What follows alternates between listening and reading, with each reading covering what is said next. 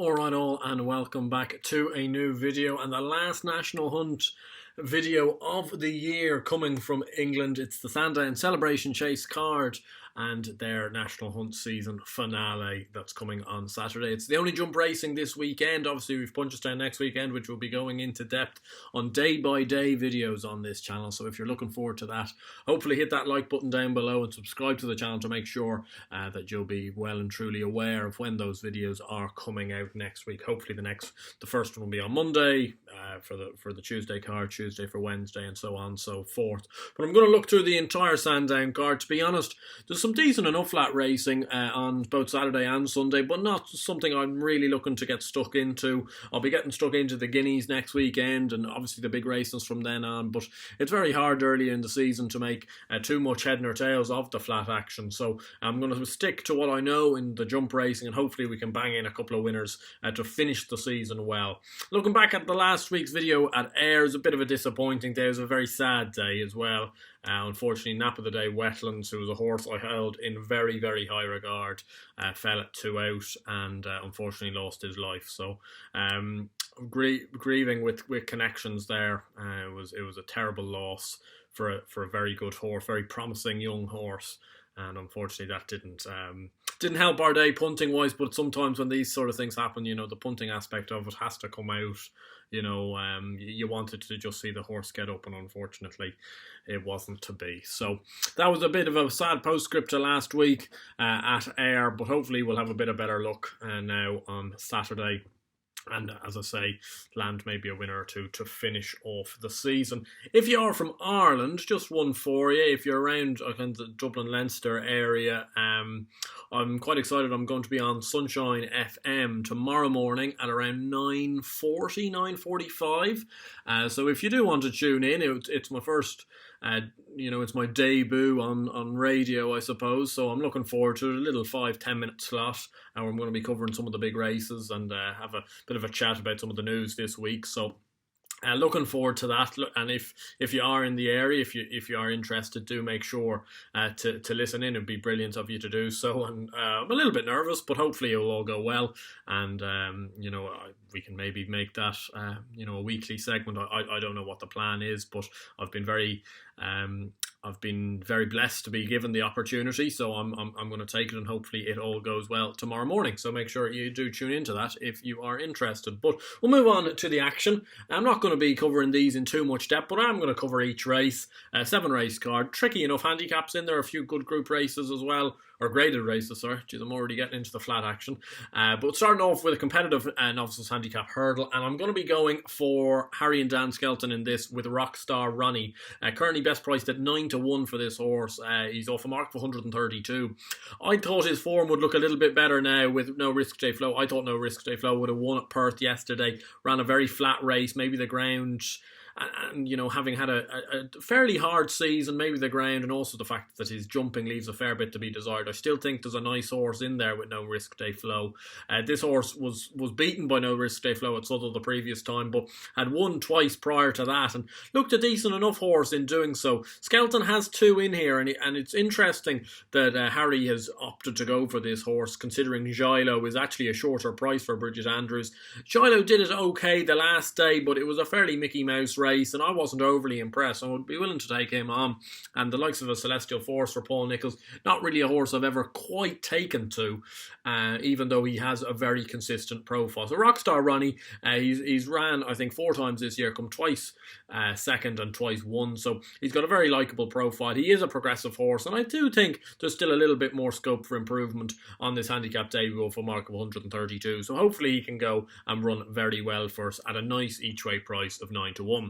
The next race is the Oaksie Chase, and I'm going to put up Frodon as my selection in this race. He's 8-11. Whether people want to get involved at that type of price, I'll leave that up to people, but it's just about a big enough price for me to not go. It's a no bet race. because you can obviously back Frodon at 8-11, and I think he'll just win. It's not a very strong race. Mr. Fisher has been a disappointing horse. He's jumped poorly the last twice. He jumped poorly in the Ryanair when ending up pulling up, but that was really because he took 3 out home with him, and then he unseated the last day in the bowl halfway round. So it would be interesting to see that, like, they're reappearing him very quickly yet again. So they obviously think there's a race in him. But that being said, Frodon's he's a point and shoot merchant. He jumps for fun. I know I've been a bit snippy about him in the past, but it's been at a better grade of race than this. And he ran a stormer in the Gold Cup to finish 5th, just his stamina ebbing away. He probably did have a hard enough race in that, so that's the one thing you'd have to be a little bit concerned by. Well, based off all known ability, he should be going and winning this, and he is 8-11. So I'll be leaving that up to the individual, whether you want to be getting involved in that type of price or not. Some people don't want to back at odds on, and I completely understand that. Some people will still think that's maybe not the worst price in the world. Moving on to the Celebration Chase, which is the best race on the card, the 2-mile Grade 1. Put the Kettle on here, the favourite. Look, Put the Kettle on's made a mug out of me in the past. I actually thought she did have an each-way squeak in the Champion Chase. I said that all year, but didn't put her up in the end, and she went and beat Shakanpur. So I didn't think she'd be able to beat Shakan, but that Cheltenham factor did play into her strengths. I'm just not so sure. The last time, bar Leopardstown, which it has only been one run, the last time she's run outside of Cheltenham was at Tipperary, and the time before that was Wexford. So it's not really a who's who of big tracks, and therefore we do have to see whether this mare is quite up to Grade 1 level, or certainly the Champion Chase winning form level at other tracks. At the prices, she's 13-8. She had a tough enough race in the Champion Chase. I think there's just about enough to take her on with, personally speaking. I know she gets the £7. I know she has made a fool of me before, but at the same time, you know, she is, I do believe she is a good £10 better than kind of where she is elsewhere at Cheltenham. And she's obviously not at Cheltenham here. Now, she may look, you know, you might be there on Saturday evening and she's made a mug of me yet again. And she's just very good when she travels and stuff like that. And maybe it's not the strongest Grade 1 in behind. There's certainly arguments to suggest that's the case. But just about on the prices, I'll take her on. Altior's in there at 7-4, 2-1. Look, you know, Altior's been an absolutely super horse. Not a horse that I've ever particularly taken to, but that's not doubting his ability in any way. He's still been an absolutely super horse, and probably the main reasoning behind that is because I've always been a little bit disgruntled with how the whole Douvan situation ended up unfolding, because you know, I was majorly in Douvan's camp, and the injuries have just prevented us from ever seeing how good he could have been. But Altior stayed sound for an awful long time, won 4 races at Cheltenham Festival in a row, and has been an absolutely stunning 2-mile chaser. That being said, the facts of the matter recently would indicate that he's getting a little bit slower, his jumping is getting a bit more ponderous, and unless there's just you know, perhaps there's one more day left in the dog, and you'd have to think if Nicky Henderson's keeping on persisting with him that there probably is, but it won't be for me anyway. At 7-4, I think it takes a braver man than myself to be going in on that kind of heartfelt story, and perhaps it will be the case. Maybe it'll be a Sprinter Sacra type thing, and he'll come back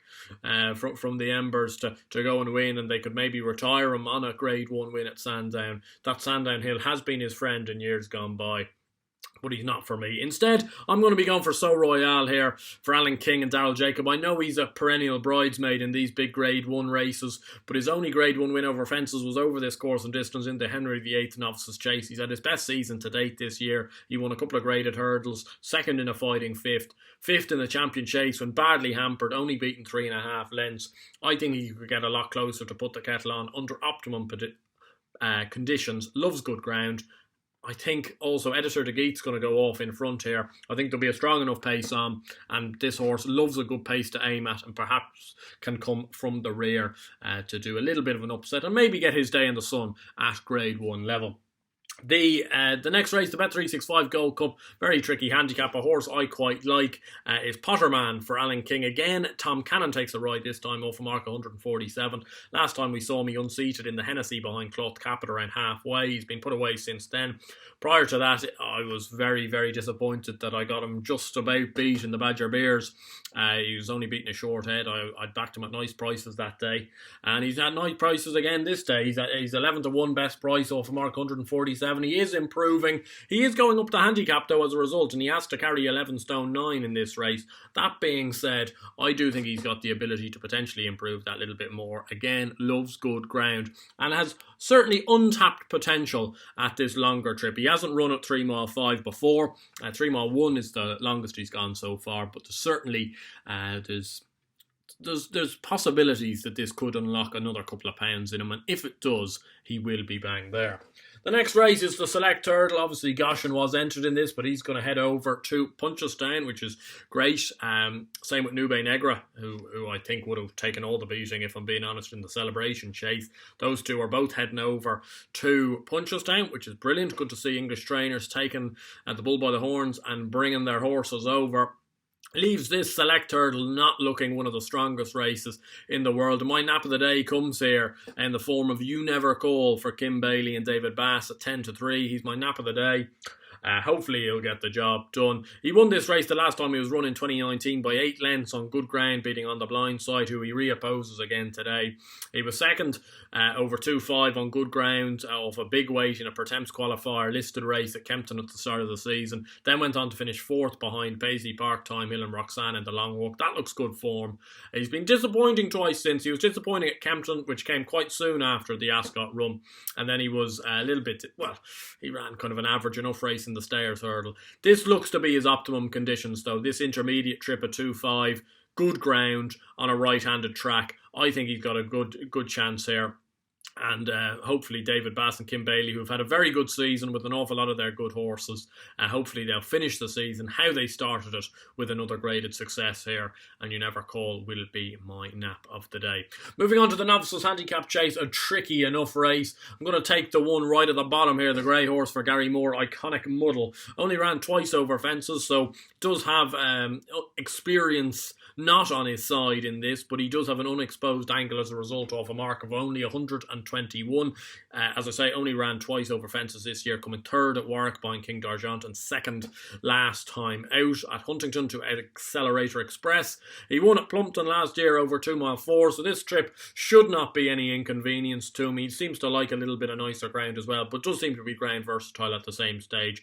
He is off a very light weight, and the Moors have a good record around Sandown, so that's kind of my angles behind him. I think he's got a little bit of an unexposed edge and potentially might sneak in here off a low weight at 8 to 1. The final race, the big handicap hurdle, over 2.5 miles. The lucky last, hopefully the get out stakes for some of us, to get out on a nice one in the National Hunt season over in England. And I've had an epiphany about the last here. And this is a horse I really I haven't liked in years gone by. He's been a hype horse, and people will look at this and go, he has lost his marbles. But I'm going to go to the well with Solo in this at 8 to 1 off a mark 139. I just feel this year, they've been slightly plotting towards a big handicap at some stage. I didn't know whether they were going to plot for the Betfair Hurdle at some stage, or maybe a handicap hurdle at Cheltenham.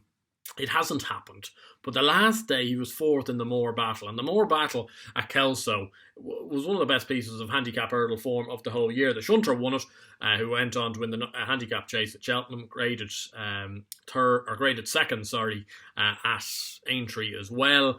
Night Edition was second. We haven't seen him since. 3rd was Favour for Dan Skelton, has won twice since. Tommy's Oscar was back in 6th, has won since and placed in the Scottish Champion Hurdle. And Christopher Wood was 9th, who placed behind Tommy's Oscar at Kelso after that. So it looks very strong form. He was in the middle of it. In 4th, he was beaten 10 lengths. He's now been dropped another 2 pounds, so he's off a mark 139.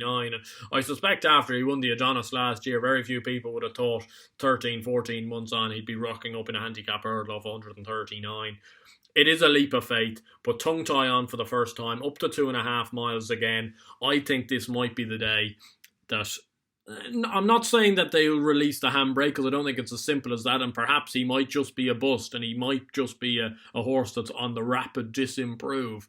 But at the same time, I just think there may be a day in him, and I'm going to play the fact that this may be the day in him. Harry Skelton booked riding like a man possessed, the new champion jockey, and hopefully Solo might do a job. A bit of an epiphany in the last race, but it would be like me to have such strong thoughts on a handicap hurdle. Anyway, that concludes the Sandown card and the National Hunt season over in England this year. I really hope you've enjoyed the content throughout the year, and I'm looking forward already to getting back into it in October, November time with the likes of the Betfair Chase, even the Chepstow races and stuff like that. But we will get rightly stuck into the flat racing over the next couple of months. Looking forward to getting into that as well. One of my horses to follow, Hurricane Lane, has already gone out and won, and looks like it may be a horse that might run in the Kazoo Derby, which should be great. Hopefully I'll keep my eyes and ears peeled for any information with him. Hopefully he goes right to the top. I was very impressed with the way he did it at Newbury the last day. But